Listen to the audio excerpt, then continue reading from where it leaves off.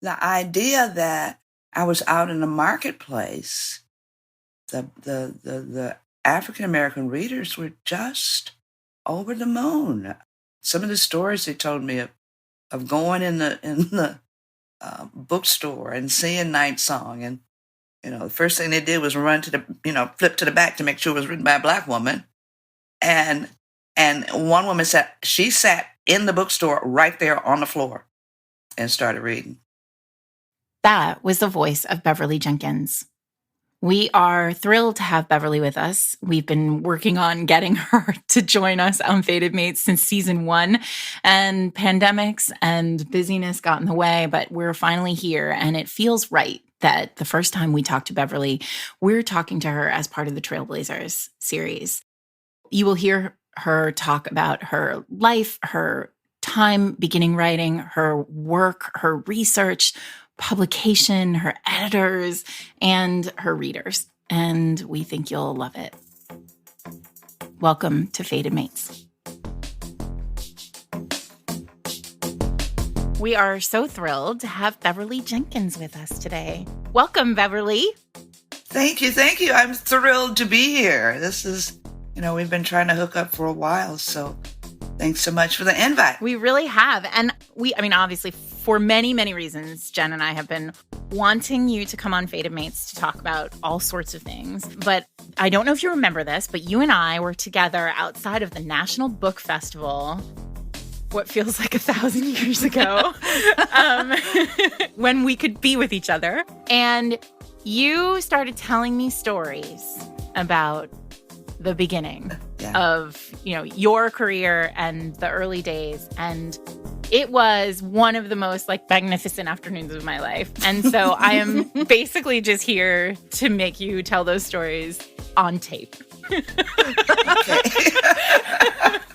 Well, I got a million of them, so you'll have to let me know which ones you want to hear. I love it. No, I want to hear them all. Yeah. So we are the conceit of the work that we're doing right now with our Trailblazer guests is to really get the voices of the genre and the voices of the people who built the house on tape.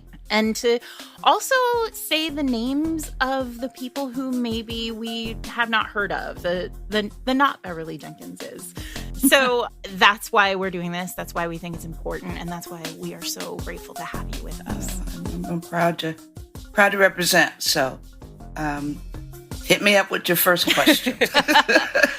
Well, I think one of the things we're always really, and this is true for all romance writers, readers, everybody, which is, how did you come to romance? How did you become a reader and a writer of romance? I tell the story about, I grew up reading everything. I was one of those kids that read everything in the neighborhood library, from the kiddie books to the teen books to the adult books. This would be late 50s, early 60s. I think I got my first library card when I was 8. So that would have been 1959, right? But there was nothing in the books that represented me. The classics, of course, that my mom would make us read or insist we read, Langston Hughes and Bontemps and, those folks. But for popular literature, there was nothing. But it didn't stop me from reading. I love a good story. So in my journey through Mark Twain Library, that was the name of the library, east side of Detroit, Gratiot and Burns, it's no longer there, and I'll tell you a terrible story about that eventually, but they had, when I got to the teen books, and I read Beanie Malone, I don't know if you're familiar with the Beanie Malone books, YA, family, small town. Beanie was the youngest kid, so you had her adventures. You had 17th Summer, which I think everybody my age read. And then I moved to Mary Stewart, This Rough Magic, all those great books. So then that brought in Victoria Holt and Phyllis Whitney and Jane Eichen Hodge. And Victoria Holt is one of those names that comes up every time you talk to a group of romance novelists who started, young. Yeah, she was there. So I read her. Charlotte Armstrong. I don't know if you're familiar with her. She's got a great book. What is the name of that book? The Gift Shop, I think. Awesome. And it's, it's a sweet romance. But it's a young woman who is on a quest with this guy. Somebody left some kind of if I can remember correctly, some kind of a secret something inside of a gift shop. Oh, I love that. It was inside of a little like glass pig. So she and this guy are traveling all over. I don't know if it was the world, I think it was the country, trying to run down these pigs to get whatever it was that was inside. And it's just a great story and probably holds up pretty well. I haven't read it in like 1,000 years, even if it's still in print. I'm going to report in. I'm going to find this book. I know, me too. I know, I'm so, yeah. Yeah, Charlotte Armstrong, The Gift Shop. Great. And then you had stuff like Cash McCall, that they made the movie with Nellie Woods and James Garner, I think. So I'd always loved a good love story. You had the Doris Day and the, James Garner and, and all of that. And, my sisters and I, I've got 4 sisters. 3 of us are stair steps. So, we loved, that kind of stuff. So reading and pop culture. But like I said, there was nothing that reflected us. But, and then you got the Toni Morrison quote, if it's not out there and you want to read it, then you need to write it. But I was just writing it for me. I wasn't writing it for publication because the market was closed. So that's sort of how I got started, I guess, a long-winded answer to your question. So when you say you weren't writing it for the market, walk us through kind of putting pen to paper and then... Okay. I mean, now you're in the market, right? So how did right, that now happen? I'm in the market. Now I'm in the marketplace. There were, other than, and I did not read those because I didn't even know they existed, Elsie Washington and Vivian, who really started this industry for us, the American side of it. Mm-hmm. Have you heard her interview with the Black Romance Podcast? Oh my God. It's fantastic. Yeah. We'll put links to it in show notes, everybody. Just amazing. So Elsie and Sandra, I had no idea they were out there. But I was writing for me. And this was like, God, BC, before children. It was just, me and hubby, right? Yes. We were like, no, we're not having no kids. We are having too much fucking fun. Were you writing historical? Were you writing contemporary? What? I was writing night song. Okay. I was writing night song. Didn't know I was writing night song at the time, though. I had no title or anything. But it was just a story for me. Yeah. And I would come home because I was working at the Michigan State University Graduate Library. And I'd come home. He had played tennis in high school. So he would come home because he was a printer back then. So he'd come home, clean up from all that ink. He had ink in his fro and all of that. Ink in his nose. He had ink coming out of the backs of his hands for years. Because there was no OSHA back then, Right. Yeah. So he'd come home, clean up, grab his tennis racket and go play tennis. And I would read because, you work at a graduate library, and the little old ladies in cataloging love me. So I could go through, the back halls of the library and grab stuff off people's carts, mainly, science fiction, which is what I mainly read back then. Take them home. So if I wasn't reading it, I was working on this little story just for me. Buffalo Soldier and a school teacher. I had no idea it was going to be published or would get published because I already had my dream job. I was working in the library. That's all I ever wanted out of life, And then I met Laverne. I was working in Park Davis. Who's Laverne? Laverne is the reason we're here today, her and my mama. Mm-hmm. She writes under Laverne St. George. She's a sweet romance writer. And this was probably, let's see, if I was working at Park Davis, this was probably somewhere between 85 and 90. And Laverne had just gotten her first book published. We were working at the Park Davis Pharmaceutical Library, which was a whole different story. That's a whole different conversation. Park Davis was probably one of the first big pharma companies. It started in Detroit, and they moved from Detroit to Ann Arbor, which is where I was working. So she had just gotten the Sweet Romance published by a small publisher here in Michigan. So we're celebrating her, and I was telling her about this little manuscript I was working on. And she wanted to see it. And I knew, she was a member of RWA back then. I didn't know anything about any of that. I'm just writing this story, right? So I bring it in, and she said, "You really need to get this published." Did you handwrite this manuscript? Is it typed? Yeah. What does this look like? Oh, okay. It was. I had I had this little, what we used to call a close and play typewriter. Okay. Mm-hmm. You know, you could carry it. Oh yeah, Yes. they were very lightweight, right? Very lightweight. You opened it like you open a laptop. Giant. Yeah. Yeah. It's little. And I had one of those. So it was very bad because I couldn't type back then at all. Very badly typed. In fact, my husband's secretary wound up typing it once I got it ready for publication. But most of it, though, at the beginning was handwritten. I mean, this is one of those like minor little things, but like nobody realizes how much work it was Yes. to write a book at this point. Like, if I had to do this, there would be no, we would not know each other. Oh, girl. Right. That's why I was so curious. It had to be. It was so, once we got published, right, there was no, we were using word processors because this was before computers. Yeah. And it was all cut and paste for revisions. And I mean, actually cut and paste. Right. I mean, you would have to, when you did revisions, you had to cut pieces out, tape them in, and then tape them to the pages.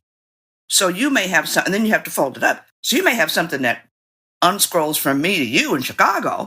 Right. Yeah. Fold it up. Yeah. When you got tons of whiteout. Oh, yeah.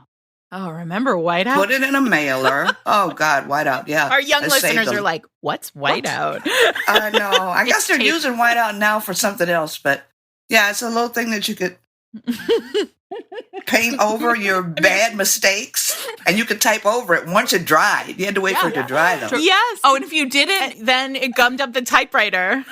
Yeah, your keys would get all gunky. We'll put it in show notes. Learn about whiteout in show notes. Oh, God, yeah. Lord have mercy. And then you'd have to call FedEx to come get it. Yeah, there was no, me sliding Drop in, off, right. 2 minutes before midnight on the day. No, you can't. No. You had to send it. Well, you had to have an account because they'd come pick it up from your house. Yeah. It was a mess. Sorry, I know that's a digression, but I was curious, but Jen, right? it's so it's a good question. It's a great question. It speaks to this kind of mentality at the time, but also the commitment. Yes. You have to be commit to being a writer at this point. Because it was a lot of work. Oh my God. The folks that are using, Scrivener and even Microsoft Word, you have no idea what a joy. Living the high life. Hands. Oh God. So yeah, we had all that to do. So anyway, Laverne had published her first book. Right. And she published her first book. Night Song. Then I had Night Song. And I tell folks, she harassed me every day. She and I laugh. 'Cause we're still good friends. She laughs about me telling people that she harassed me every day at work. But I think she did. At least that's my story, and I'm sticking to it. Mm-hmm. And I don't know how I found Vivian. I cannot tell you how I found Vivian. I think maybe by then I was reading Romantic Times, and maybe, she showed up in there or something. Oh, anyway. So wait, this is a good point. There used to be a romance magazine, right, and it was called Romantic Times, and you could subscribe to it. If you were a romance fan, you subscribed to it, and there were reviews in it and interviews with your favorite authors. And if you were a romance author, it was like Time Magazine for romance authors. Like if you ended up on the cover of Romantic Times, stop it. You were on your way. Yeah, you were on your way. They were some of my biggest supporters at the beginning. I will always mine be too. Grateful to Catherine Falk. But I don't know how I found Vivian. So I sent her my little raggedy manuscript just to get Laverne off my ass. Harlequin at this point? No, she was gone. She was freelance. She was gone. They let her go by then. Okay. Yeah, she was on her own. So we're in the late 80s. We're late 80s, yeah. Okay. We're almost at 90. We might be even at 90 because they bought the book in 93. Sent her my little raggedy manuscript because it was bad. Oh, my God. I don't believe it. Girl, let me tell you stories. It was bad. Anyway, so she called me at work because I was working at the reference desk. On the phone. On the Amazing. phone. And said, she wanted to represent me. So me not knowing anything, about this whole process, I was like, sure, okay. Sold. So, right. Seems nice. I don't think Seems we like ever a nice signed. lady calling you at So work. was she running an agency at this point? Right, a small agency out of her house. And she had me, and she had Patricia Vaughn, Yep. who just sort of disappeared. I don't know whatever happened to her. Murmur of Rain, which came out right after Night Song did. And I don't think Vivian and I even signed a contract. This was just a handshake deal. just a verbal kind of thing. So took us a while to sell it. I got enough rejections to paper all of our houses because they didn't know what to do with it. Well, and my question is like, how clear was it to you that we don't know what to do with it means like we just aren't going to carry Black romance? No, there was no box for it. Yeah. And even with romance, and I didn't care. I mean, probably if I had been set on getting published, all of those rejections would have probably broken my heart. Of course. But I had a dream job. I was getting up every morning going to the library. I could care less about a rejection letter. But the interesting thing was, they all said the same thing, basically. Great writing, but. What do we do with it? Yeah. And, because 19th century. America. American history. Even, 1990. If it's a 19th century story involving Black people, it should have been about slavery. Right. So here I come with... We know how to sell it if it's roots. Right. Yeah, if it's roots. Barely. We know how to sell it if it's roots. And you have to remember that there were only maybe 3 Black romances out there. I mean, Vivian had the connections to send it to everybody. So let's talk about who that is. Who were the other names who were writing Black romance? And they weren't writing historical. You were the... No. Now, Anita Richmond Bunkley had written Black Gold, which was not really a romance, more like women's fiction, but it was historical, about a woman in an oil field family in Texas. And she had also written Emily the Rose. It's about a free Black woman in Texas in the 1820s and 1830s and her journey. And it wasn't a romance either. I mean, there was rape. And Emily the Yellow Rose. There you go. Okay, yeah. We don't talk too much. We don't talk very much about Anita very much. In fact, I've neglected to talk about her for years. And I was going through some stuff last night just so I could be prepared for this. And came across a bunch of stuff that was like, oh man, I forgot about this. I forgot about that. I forgot about this. But anyway, nobody was writing historical romance. So they're looking for a book, slavery. That's the box. So here I come with a story with a Buffalo soldier, an Oberlin educated school teacher in a free Black town on the plains of Kansas, 1879. And they're like, what the hell is this? What are we supposed to do with this? We don't know what to do. So I do remember one editor at, I don't know what house she was at, but she sent me a very, very encouraging letter. And she said she really, really wanted, and she was just, I think she's like an executive editor now. And she was just a baby assistant back then. And she said she really, really, really wanted to publish this. She said, but she could not convince the higher-ups to take it, And like I said, I didn't care. I was going to the library in the morning. Hey, hello. Then came, I guess, the news, and I didn't know anything about this, that Walter Zacharias was going to be putting out the Arabesque line. Oh, sure. And it was my understanding that Avon didn't want to get left behind because, they were the number one publisher of romance back then. And they couldn't find anybody. So Ellen Edwards, who used to be Vivian's assistant back when Vivian was working in that closet, with the candlelights, called her and said, do you have anybody? Do you know anybody? And she said, well, I just happen to know this little lady in Michigan. And so she called me June 3rd, 1993. I've told a story about my husband and I having this hell of a fight that day. Like I said, I don't know what we were fighting about. Something stupid, probably. And the phone rang. And it was Ellen. And she said she wanted to buy my book. So, of course, I stopped the fight. Some things are important. Oh, yeah, you know. I don't know. He was like, I guess I got to take your little ass to dinner. Yes, you got to take my ass to dinner. So they kept sending me contracts. This was 1993. This is 1993, and the book came out in 94. Summer of Black Love is what we called it, because that was also the summer that Arabesque released their first 4 or 5. So on the road from there. So once you sold Night Song, did you immediately start working? I mean, at that point, how did you start to balance the idea of, I have my dream job, but now I also have a writing job? Yeah, I didn't know what I was doing. It was all... It feels very real. It feels real. You know, I had no idea what the hell I was doing. Because I had the writing, I had the job, I had the kids, I had the hats that I was wearing in the community, the hats I was wearing at church, I had a brownie troop.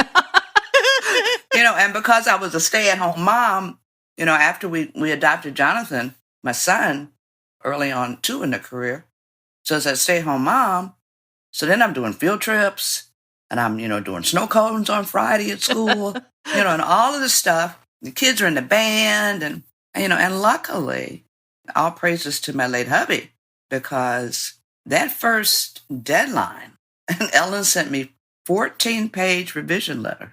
On Night Song. Oh. Yeah. Because it was bad. She was like, Bev, no. We love the love scenes. We need a story.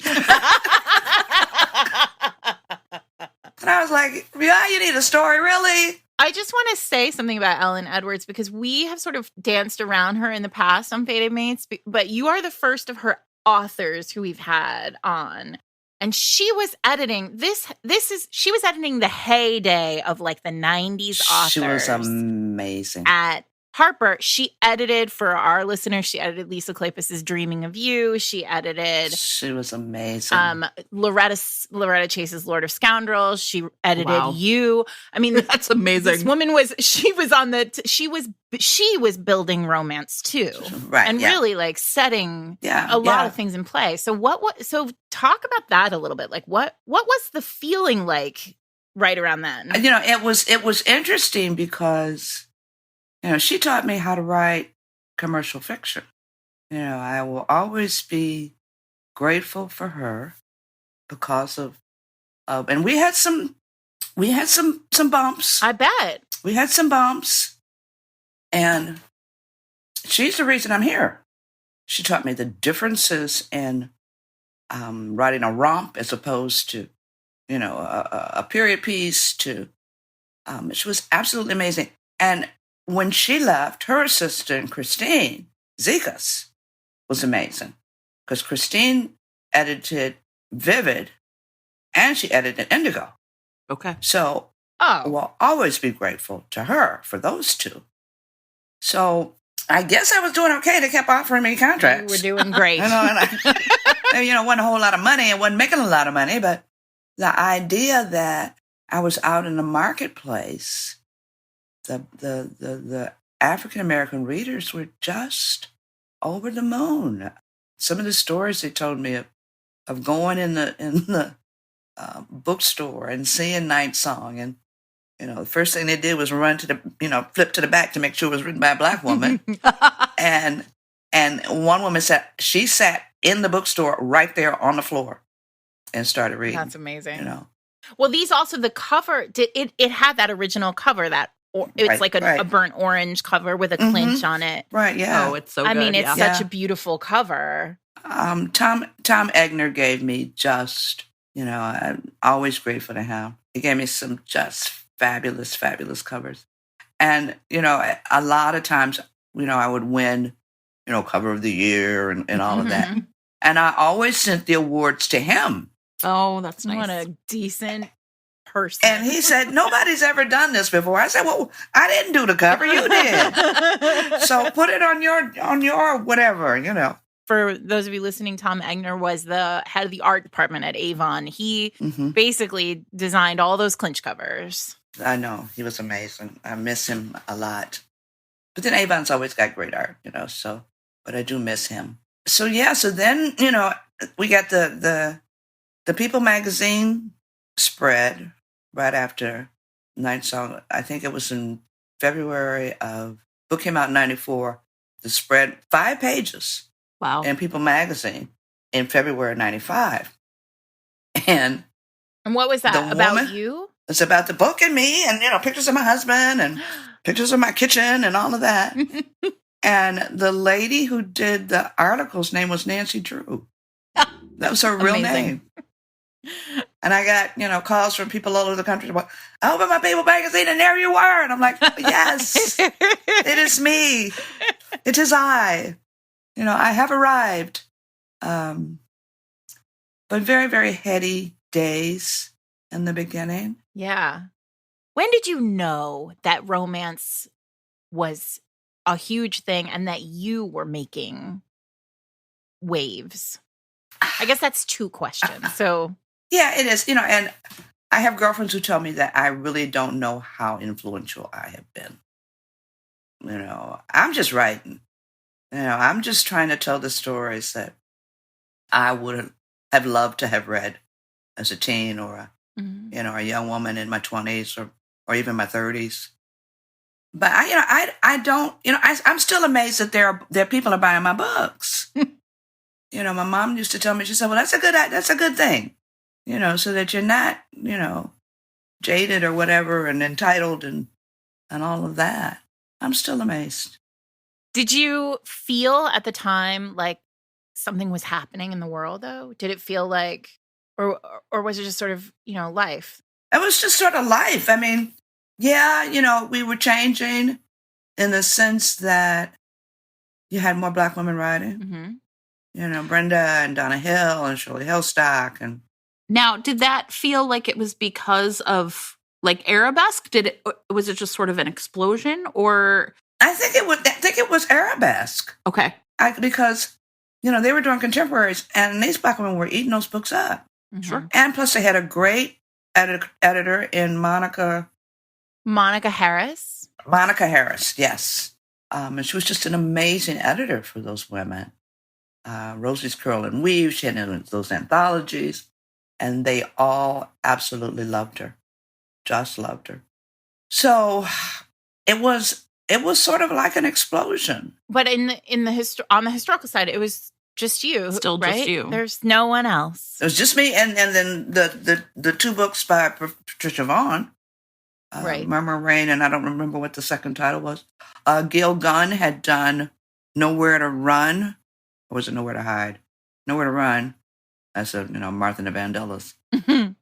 So at this point, who is your, you know, whenever we talk to people who came up through, you know, the 90s in romance, there's such a discussion of community, like who you turn to as your group, your people.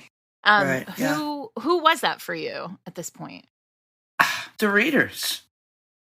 Talk a little about your readers. It was the readers. I mean, all this fan mail I was getting. And then we had 2 young women here who wanted to start the Beverly Jenkins fan club. Amazing. Gloria Walker and Ava Williams. And so they were, you know, it was all snail mail back then. So they were sending out, you know, applications, and they were sending out membership cards and, you know, newsletters and all of that.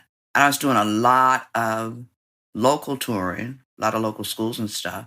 And so when I told them that I wanted to have a pajama party, you know, they sort of looked at me like, really?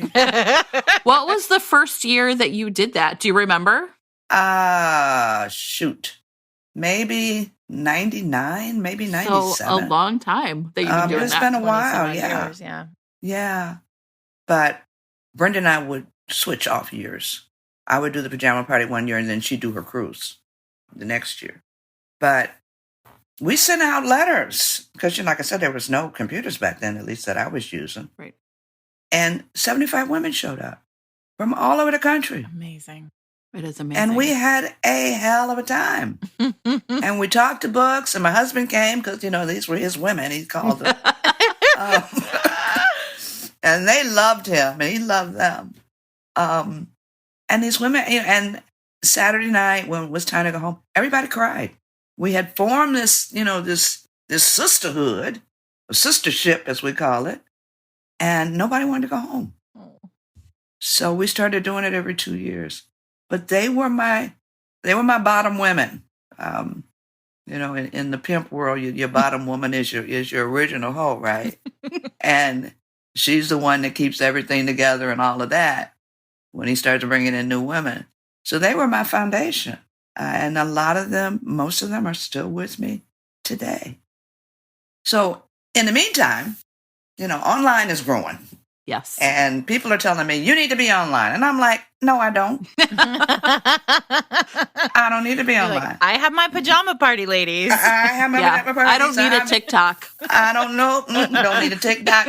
Don't need a gram. This was even before social media. This would have been more like a web page or right? And it was we started with a blog. No, we started with a Yahoo group. Oh, sure. Sure. Okay, that makes sense. So little did I know that there were other Black women reading groups online. And one of them was, and I cannot remember what the real name was, but they called themselves the Hotties because they read hot stuff. And this was a group that was connected to Gwen Osborne. And Gwen is sort of like the griot of Black romance. She was one of the early reviewers for the Romance Reader. She knows where all the bodies are buried. We sort of combined her group and my group. And that's when we started doing the traveling, going all these different places and all that for African American history kinds of stuff and books. So so I'm trying to build my own little empire because I'm not getting a whole lot of support from my publisher. I mean, I guess they were just one of the young editors said, well, they just like the cachet of having you. So I'm like, okay, well, I can handle that. I'm still going to go out and do my thing and all of that. But then after my husband passed away in 2003, I met Adrienne DiPietro, and she was the marketing director for Avon. And we were at one of those Avon dinners in Dallas. Those famous dinners. Mm-hmm. She and I were outside smoking. I didn't know who she was. She didn't know who I was. So we hit it off really well, and we got to talking. And, and when we got home, about a week later, I got a call from her. And she said, you know what? I have looked at your file. She said, and we have not done a damn thing for you. She said, that's getting ready to change. Wow. And it did. Because I got a lot of support in the beginning, the first couple of years. Right. People Magazine. Right. 5 pages. Yeah, right, And then nothing. And I think, too, I tell people, I said, when my husband passed away, it's like God says, all right, I've taken something very, very precious from you. So how about try this as a replacement? And my career took off. So I don't know if it was the spirit or, I don't know, whatever. Everything in its own time and place is also how I deal with it. So Adrienne just started pushing, doing a lot more for me. I mean, she sent me a box of bookmarks that had to have 20,000 bookmarks in it. I'm like, Angela, what am I going to do with these? I still had half of that box somewhere in the house. Bookmarks. Yeah, Remember God, girl. bookmarks. Yeah. I know, Lord have mercy. But she was amazing, and I was very, very sad when she was let go. I only knew her. She was let go almost immediately after I started. Yeah. She was amazing as a marketing director. At this point, we have, with like the big RWA implosion, there was a lot of talk about how Borders in particular, which is a Michigan, didn't buy Black romance. So how aware were you of like the impediments at the bookstore level? I didn't have that issue. Okay. because I knew the people. Borders did my books for my pajama parties. Oh, okay. Okay. In fact, one of the ladies who was Kelly, who was supervisor then, she and I are still friends. She's out on the coast doing something with some book somewhere. But now Barnes & Noble had issues with it. Okay. Still do. But Walden Books, Borders, and that whole thing with Borders and the black section of the bookstore started at one of the stores near me. And the store was run by a black woman. And this was at the height of the hip hop stuff, the urban stories. And from what I heard, she said the kids didn't know how to use a bookstore. And they would come in and they would ask for, their favorite titles. And she would have to have her people take them by the hand and show them where the spot was. And she got tired of it. So she put them all in one spot. So all she had to do was say, over there. Her sales went through the roof.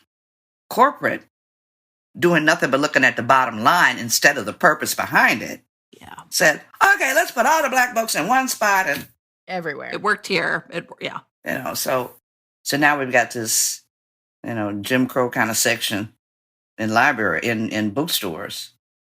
But I had a reader tell me one time, she said, Miss Bev, I found your books in Men's Health. Good for them. That's where it should be. Read those books, sir. They should really be put together. Romance and Men's Health. Yeah. I mean, Brenda and I, and the early era Best Women, were always shelved with romance. We were never not shelved with romance. Only in the last, 20 years or so. And it's such a disadvantage for the young women of color who are coming up to not be in the romance section because it cuts down on discoverability. Mm-hmm. Of course. I would be nuts if that was happening to me right now. But luckily for me, because, people didn't know any better back then, I was in romance, I was in historicals, I was in African-American fiction, I was in Men's Health. I was, all over the store, which was great. And then my readers were fierce about making sure the books were available. I would get emails and Facebook messages from women who said, well, I went to, 5 different stores in LA and your book's not there. Mm-hmm. Or I made them go in the back and get the box out and put your books out. Amazing. So, they were an amazing. And then my mother, bless her heart, she'd go in the bookstore and just move books around. That's what mothers are for, no? Yes. Right, exactly, right, She said, I had to run out of, we lost her 2 years ago. She would carry around one of those little bitty spiral notebooks, purse size, and it had all my books. Every page had all my books on it. And she'd go to the mall and she'd just hand it out to people. This is my daughter's books. This is my daughter's book. She was marketing when I had no marketing. She was director of marketing back then. I remember her saying one time she was in Target, and I had to tell her, I said, Mom, they were alphabetical. She said, I don't care. Your books are on the bottom. And she said, and I looked up and the camera was on me. She said, and I ran out of the store. I said, no. I don't think they're going to put you in jail for rearranging the shelves. For moving books around. So there obviously has been a shift from when you started in 1993 to now. In romance, there have been tons of shifts, like seismic shifts. I feel like romance moves so quickly. Yeah. Can you kind of speak to the way you have seen the genre shift over time? Both as a writer and like as a person who knows a lot about romance. Yeah. First we had the hardware shift from, cut and paste and whiteout and all that, to computers and Scrivener and Google and, because I had to use libraries, of course, when I did my first book. Because, sure, for research. Yeah, because, none of the Mr. Google, Aunt Google, whatever people are calling her today, was not available back then. So that's been a seismic shift. The model is no longer blonde and blue-eyed and a size 5. Everybody gets to have an HEA now, no matter who you are, how you identify, who you love, because love is love. And that's been an amazing thing. Books are no longer rapey, Yeah. which was a big issue back in the day. A lot of women didn't want to read romance. Well, they're rapey. Well, yeah. But it's not really rape. Yes, it is. That's changed. We're now all about consent. And consent is sexy. And then, but we have fewer houses, too. Yeah. When I started out there, God, there had to be like 25 different houses. Now we got, 4, 3? Yeah. 1 maybe coming up. Fewer and fewer, it feels like every day. I know, such an incestuous business, They're eating their young all over the place. What about book selling? What about stores and discoverability? There are fewer stores. We don't have book signings like we used to. Where people will be lined up outside for books and for autographs and all that. And what I was going to say is the biggest seismic shift for me has been the rise of indie writers. Mm-hmm. Their refusal to be told no, their bravery in stepping out there on faith and saying, my story has value. I don't think romance would have opened up the way it has in the last 10 years without them. Right. Agree. Absolutely. I take my hat off to them because, they were like, fuck this. You don't want my stuff? Fine. And now publishing, realizing how much money they've been leaving on the table, they're still not on board all the way, but now they're saying, oh, well, you were successful over there, so how about you come play with us now? And the ladies are saying, sure, but I'm not giving up my independent, and I'm still going to do, I'm still going to do hybrid. Mm-hmm. And they learn the formatting, and they learn the marketing, and they learn the distribution, and how to do the data, and looked at the metadata. I'm just amazed, and I bow to them for because they changed the industry. Mm-hmm. They changed the industry. So those are some of the seismic changes that I have seen. Do you think your relationships with fans are different because of social media? I mean, you've always had such a strong fan base that you built. I don't think it's changed. I think it's expanded my base.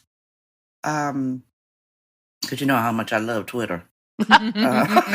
Same.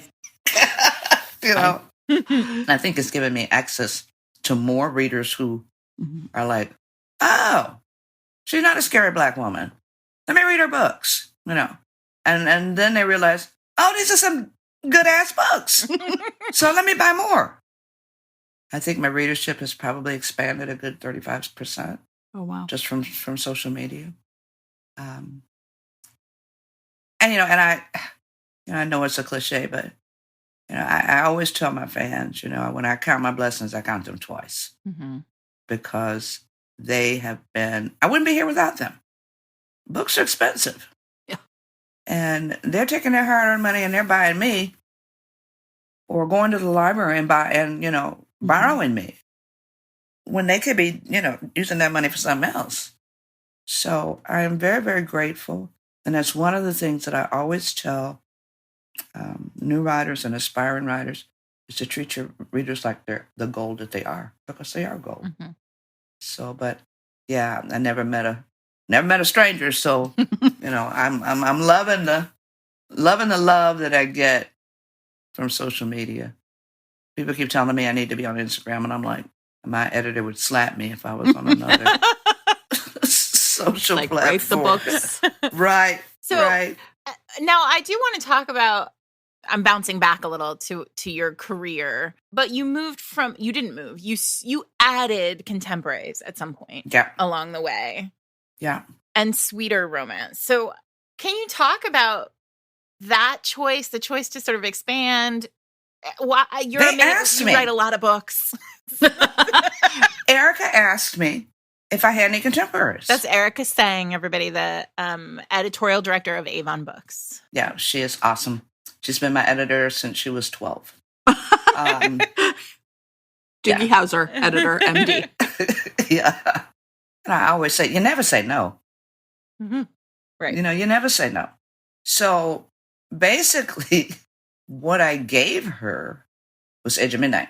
But it was my first manuscript that I sent to Avon in probably the late 80s.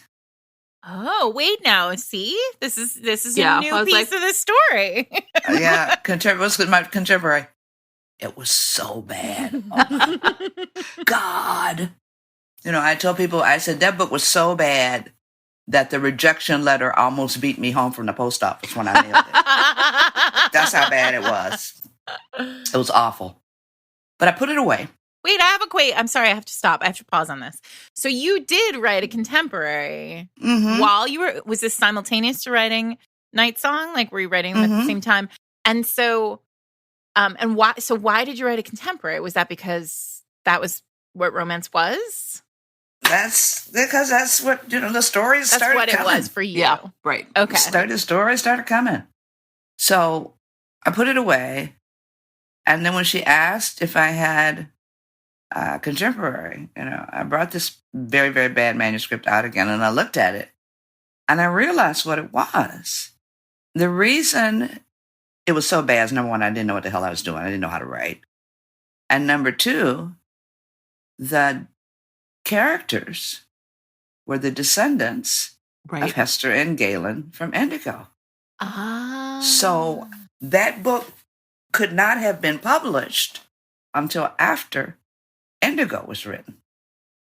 So I went in, I cleaned it up. Now that I know how to write, right? You're like, sure, you know how to write commercial fiction now. Right. You know, it's like 14 books in. I know what I'm doing now, I guess.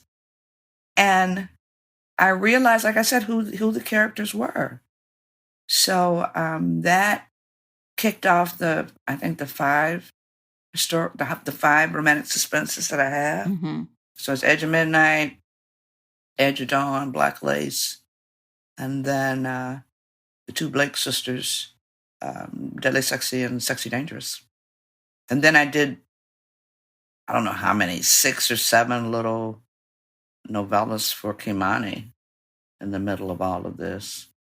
And then I realized you need to take a step back because you are wearing yourself out. Yeah, writing all that. Because I was doing 2 big books and a novella, and 2 novellas a year. So I was doing 4 books a year, and I was no longer a spring chicken. So I had to put those away for a while. But yeah, so the characters in my Avon romantic suspense are descendants of my historical characters. And then the YA was something else that they asked me to do. Mm-hmm. I think there were 5 or 6 of us that they asked. We did 2 apiece. So I did Belle and I did Josephine. And I think it was Meg Cabot and Lorraine Heath. And I'm not sure who the other ladies were. And then when did the Blessing series, was that something you wanted to do or something they suggested? Nancy sold the series without telling me. Oh, Nancy. What are you doing? She had been on me for years about writing a small town series. And I'm like, well, I don't want to do because that. let's be honest, like small town, for a long time, it felt like small town was where the money was in romance. Like if you could pull off like the big small town where lots of people, there's just always a cupcake shop and a veterinarian. I know. But I didn't want to do that. Nancy was like, Beverly, you like money. Well, I do. But I was content to continue to write these award-winning African-American historicals, right? Right. So after Mark passed away, I was up north with his mom and got a call from Nancy on my cell phone.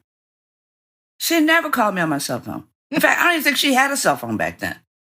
And she said, I was like, I thought somebody had died. Yeah. You know, Right. You know, I'm like, oh God, you know, is Erica okay? You know, that kind of thing. And she said, well, I sold the series. And I'm like, what are you talking about? What series? Exactly. She said, remember that small town series I've been trying to get you to write? And I'm like, yes. She said, well, I I love Nancy to death. She's so in charge of me, and I really need somebody to be in charge of me, and she is just the best. She said, well, they only want a paragraph. Just one. And here's the money. 25 books. Right. You only want a paragraph to get it started, and here's the money. And I'm like, okay, well, I guess I'm writing a small town series. Well, and it's how many books now? 12 or 10. And a television show 10. in progress. I mean, and if Al Roker would, get together and call us, we could maybe figure out what we're doing. But I mean, that's an interesting piece too, Bev, because, you started publishing in the early 90s, which felt like a real time in romance. And now you are thriving in this like new, really, it feels like we're in another new time in a lot of ways. Yeah, we're in a different era now. You have a film that is complete and out and everybody can watch now. Yeah. We did, Iris, bless her heart. She did such a great job. And she made that movie with, safety pins and rubber bands, and because and a very handsome man. Oh yeah, Travis is he's pretty good. He's easy on the eyes. And then you have Forbidden. Then have the Sony thing. We sort of got a green light, and then the damn-demic hit, and the people who had been so gung ho about it scattered. Yeah, we're now back out on the block again, looking for a home. And then Al Roker's, I didn't even know he had an entertainment arm. Frankly, I had no idea. My girlfriends were like, well, didn't you ever see the Holly Robinson Pete stuff on? I'm like, no, I don't watch Hallmark. So, because, back then, black people didn't have Christmas on Hallmark. No brown people and black people did not have Christmas on Hallmark or Lifetime. So why would I watch that? Sorry. No, it's real. It is what it is, so. But now things have changed, which is awesome. Supposedly they're in talks with Hallmark. I'm not, we're still waiting to see what is really going on. But if that is the case, I'm pretty excited and all that. So we'll see, hopefully soon, what we can talk about is going to happen. So can we talk a little bit about legacy?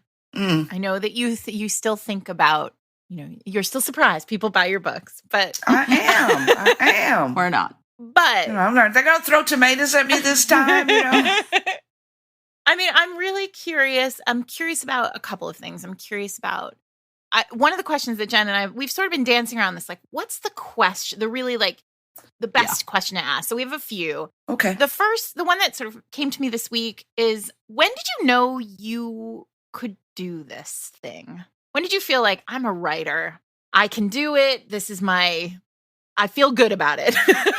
After I survived the first deadline.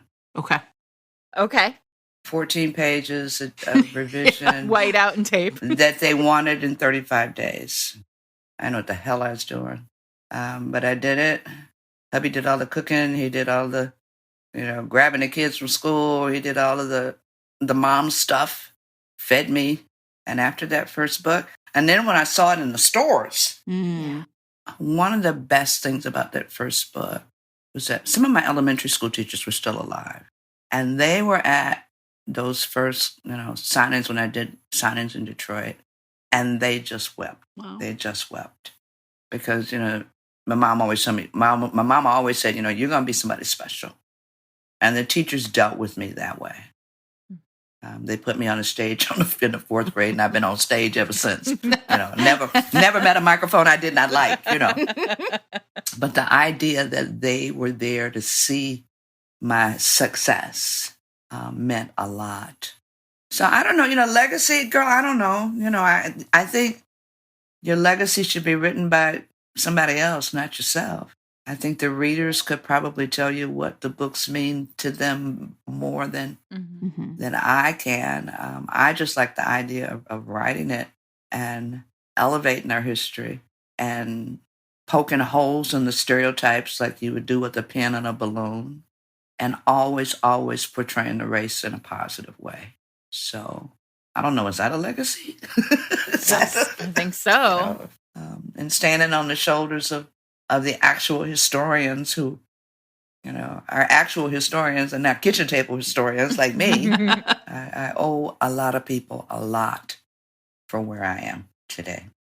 I don't think there's ever been a time, Bev, when you and I have talked or when I've heard you speak where you haven't named the names of the people who have been a part of it. Well, it's so important because, I didn't just show up and show out. I've been a project all my life, Mm-hmm. My mother pouring stuff into me, my dad pouring stuff into me, my aunts who taught me style, wit, and grace, pouring stuff into me, my teachers, people in my neighborhood, my church, my siblings. We all just don't start out as the sun, S-U-N. Got to wait for the earth to cool and all of that kind of stuff. So when you think about your body of work, mm-hmm. what do you think of as being like the hallmarks of a Beverly Jenkins novel? Entertainment, education, heroines who know who they are, and the men who love them madly. I like the banter. I like that they all have the 3 gifts that I've talked about with Dorothy Sterling, in the sense that they all work. They all have a commitment to community, and they all, in different ways, push the envelope on gender and race. And they're fun. Yeah. Yep. They're inspiring to many people. They're uplifting. My stories center dark-skinned Black women in ways that have never been centered before. I'm just a little Black girl from the east side of Detroit trying to write a story that, that I can be proud of and that those who read it can be proud of.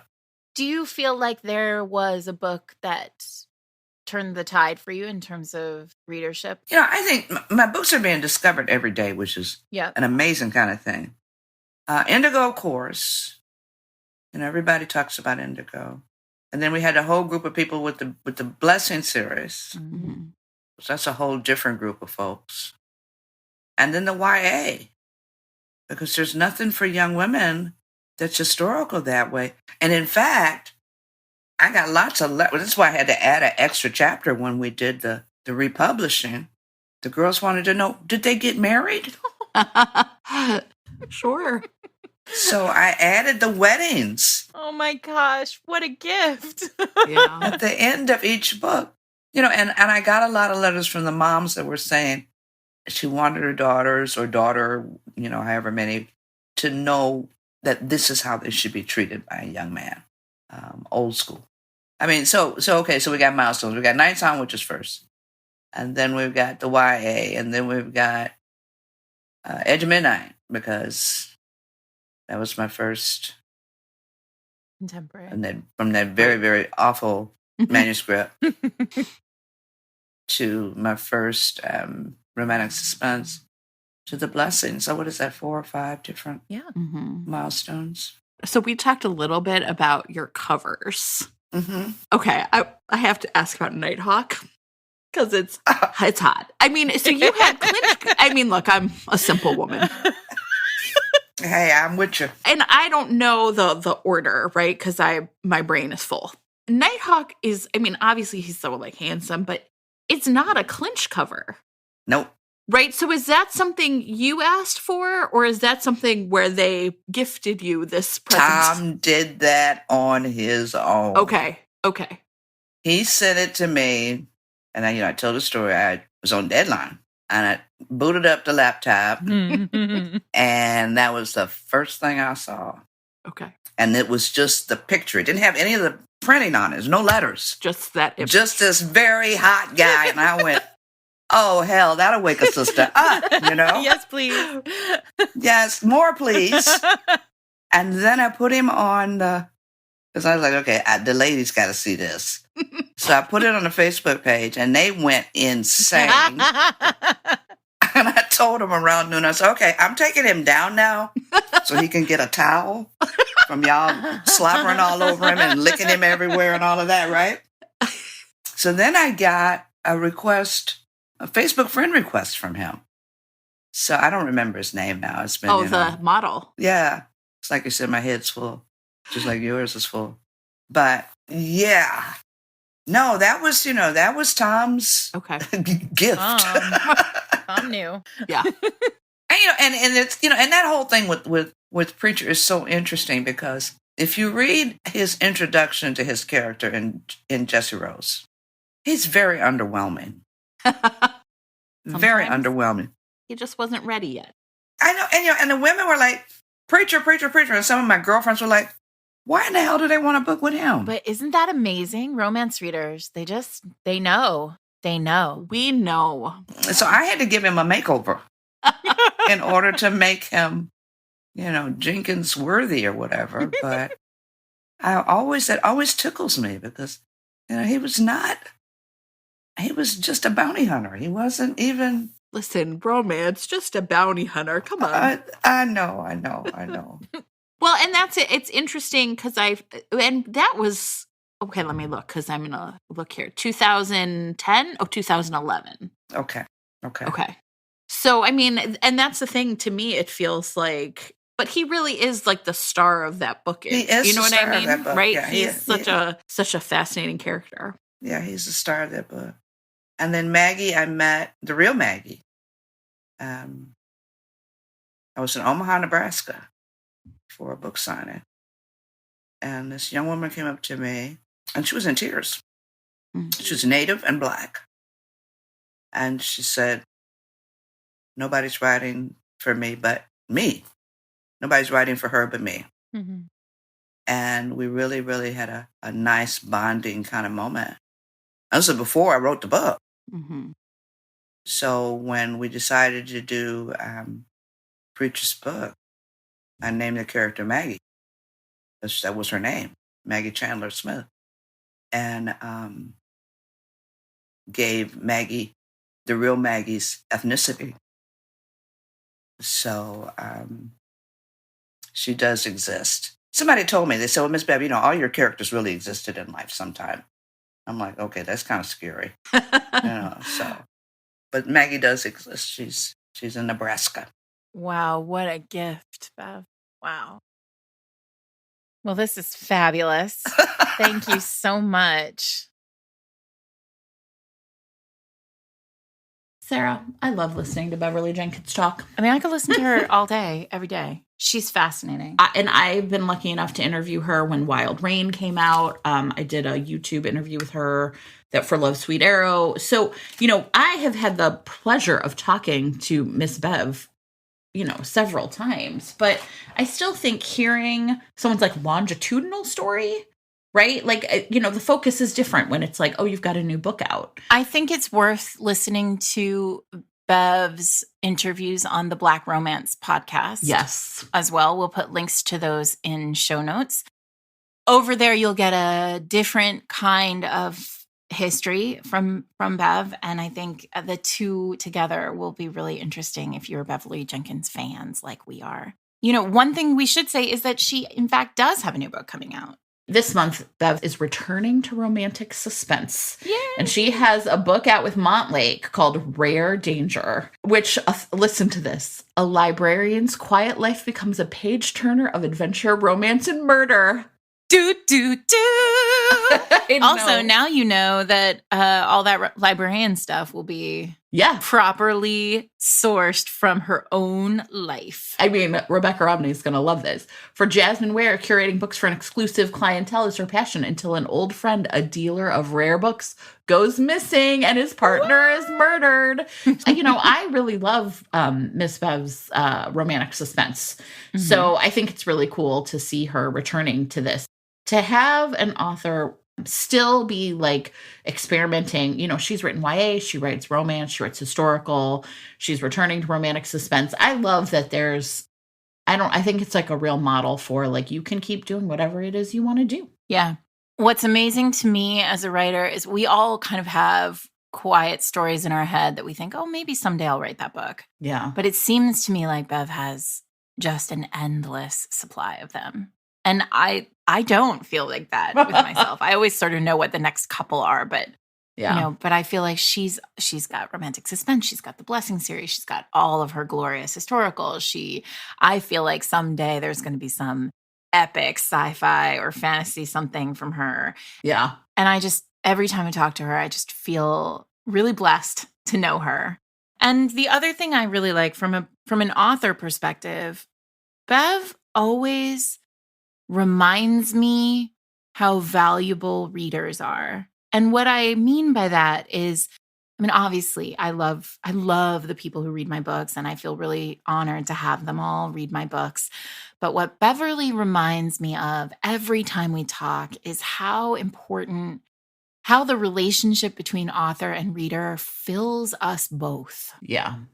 And that is something that you can lose sight of when you're kind of deep in the manuscript, like in the weeds. You forget sometimes that the well is filled by readers in the end. And that is always a good reminder. And I really value my friendship with Beverly because every time we talk, that's a piece that always comes through. And we heard her describe how different it was back in the day, right? Where you're like sending actual newsletters, were not just emails or in print. Right. And I mean, and I think that's the part of it too. One of the things I really have loved about like the Trailblazers, I mean, obviously just hearing people's stories, but also like hearing what it was like. I mean, you know, like, okay, this is like everybody, you and me, we have seen Romancing the Stone. And at the beginning of this movie, she's like a romance novelist in the 80s. She's like packing up her manuscript is a bunch of papers in a box. We can't talk about it, but there's another Trailblazer episode where we fully forgot that I fully forgot that the technology did not exist. Yes. Back in the day. And that's, I think, part of what's cool about that is anytime you hear a story where people talk about like how the technology has changed, it just goes to show you how fast the world moves, but also, I mean, I don't know. So I really love those stories too, right? Like thinking about what it was like to curate a group of passionate readers who are your devoted fans and doing it without social media. Yeah. And so that's the thing that I also found, like that reader connection with Bev is so strong. So we're avowed stans of Beverly Jenkins here at Fated Mates. It will surprise none of you. So we are really, it's just one more week of feeling incredibly lucky to be able to do this thing that we love so much. You've been listening to Fated Mates. You can find us at fatedmates.net, where you'll find all sorts of links to all sorts of fun things like gear and stickers, and music and other things. You can find us on Twitter at Fated Mates or on Instagram at Fated Mates Pod. Or just, you can find me at sarahmclean.net, Jen at jenreadsromance.com, where you can learn more about getting her to edit your next great masterpiece. And we are produced by Eric Mortensen. Thanks so much for listening.